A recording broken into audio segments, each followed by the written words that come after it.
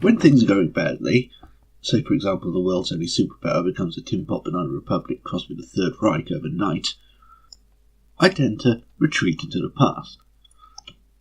There's a couple of pasts that are my favourite to retreat into.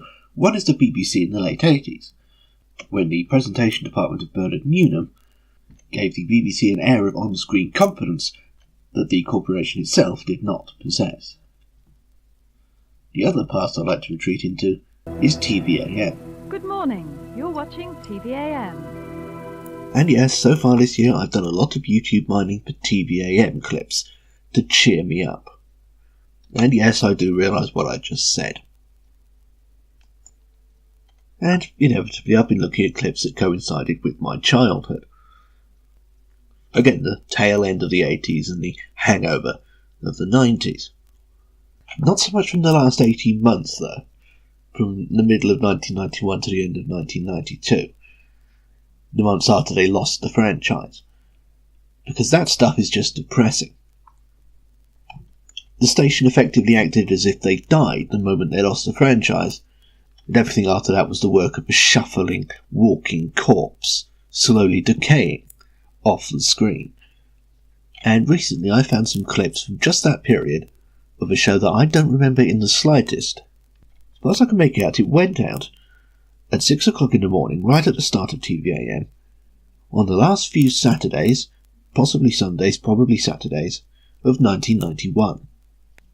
It was called Jungle Fun.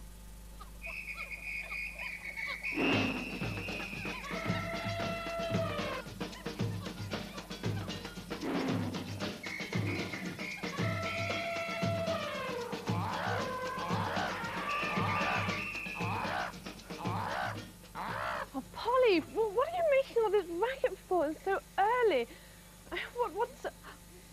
Oh, I've overslept, haven't I? Well, welcome to Jungle Fun with me, Jennifer, my jungle friend. Thanks for picking me up, Polly. I'm sorry, I'm still in my pyjamas, but I expect you are too.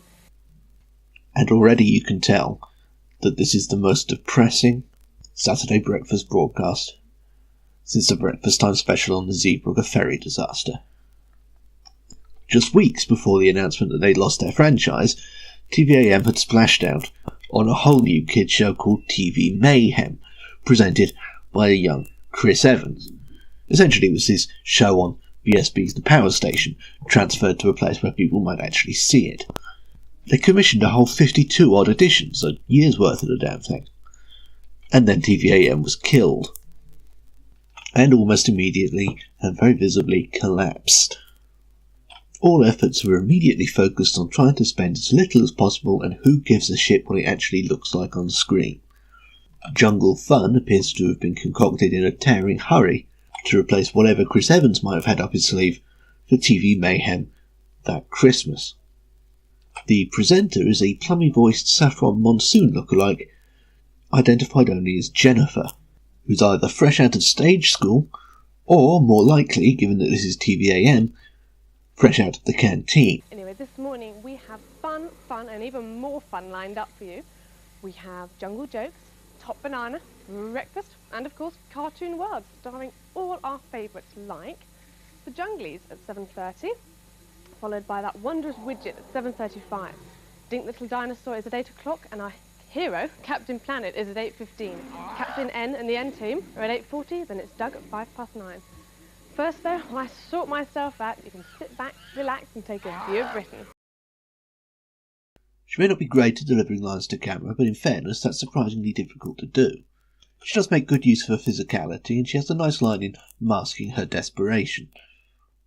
And quite frankly, with the setup they've given her, Derek Griffiths would struggle.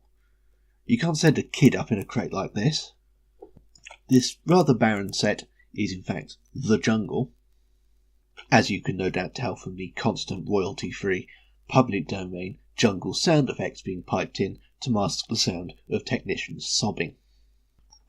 It's a simple format, obviously. The mysterious Jennifer sits in her jungle set and links between whatever B-list bought-in cartoons and or repeats TVAM can afford.